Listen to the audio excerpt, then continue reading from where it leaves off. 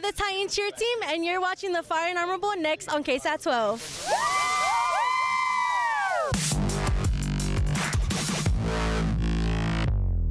And there it is, our Week 8 big game coverage game of the week, the Fire and Armor Bowl between Southwest and Southwick Legacy. All of the action going down tonight at Legacy Stadium. And the winner gets to hoist this trophy right here and obtain bragging rights for the year. KSAT 12 Sports Director Larry Ramirez joining us live right now from Legacy Stadium after all the action. Larry, there are few teams left undefeated at this point in the season, but Southwest was one of them. Yeah, you know what, Mary? The Titans definitely wanted to knock the Dragons off from the ranks of the unbeaten. And I'm going to tell you what, early on in the first quarter in particular, this was a huge defensive battle. And then in the second quarter, the offenses, well, they finally got going at least a little bit. Let's check out those highlights for you right now.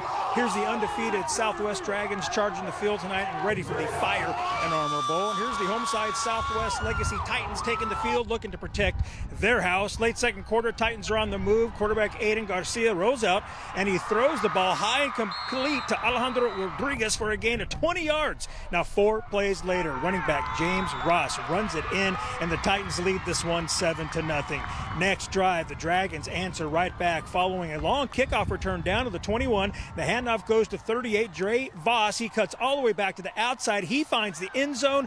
PAT is good, and we're tied at 7, but the Titans led 10-7 at halftime thanks to a 37-yard field goal from Jordan Garcia. And then late in the fourth quarter, with 2 minutes and 41 seconds to go, QB Aiden Garcia scores on a 5-yard keeper for Southwest Legacy, the final touchdown of the game, and Legacy wins tonight by a final of 17-7.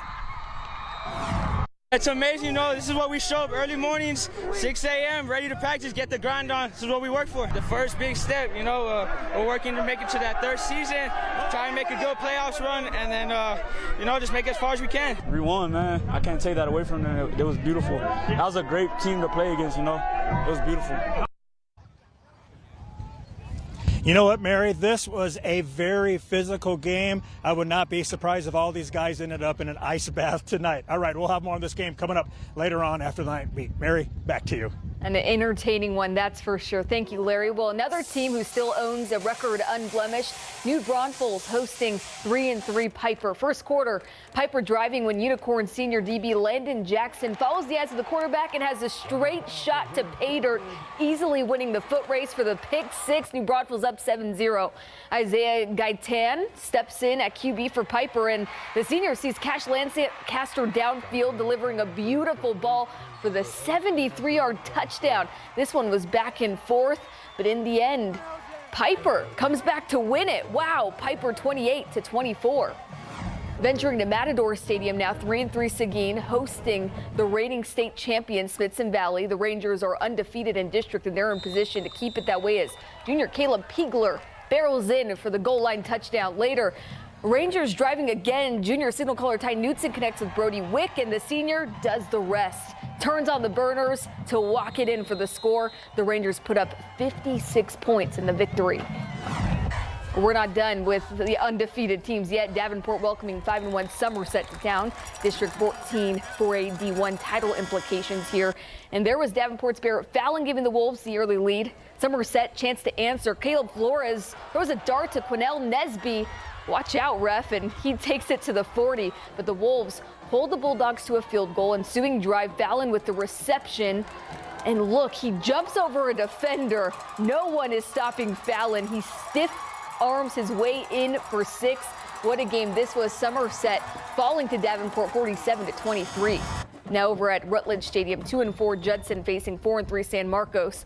Rattlers QB Buck Stein drops back. He hits Jordan Lampkin on the outside. Lampkin welcomes the contact, but wait, he's not down yet. The junior wideout keeps the play alive, and he'll scurry in for an impressive touchdown. San Marcos up 14-7. Judson in scoring position now. LJ Shipman will cross the plane. That is a touchdown for the Rockets to even things up.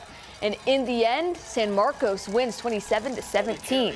Well, the 5-1 Brennan Bears are trying to keep up in District 28 6A, visiting Holmes tonight at the Gus. Brennan scoring early and often. Sophomore Jay Sean Mitchell fields the punt at the 31. Now this perspective showing us what Mitchell is seeing.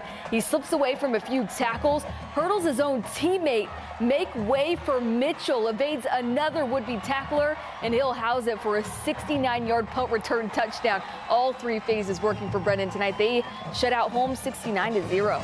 Now a battle between Southside and South San going down at South San Stadium. Both teams playing in a tough District 14 5A D1. Southside driving up 7-0. Josiah Escobar sees his target, but Isahia Hins jumps the passing lane. And the Bobcats flip the field just like that. Anthony Mata drops back. He has options, but he goes to his full back, Jerry Trevino.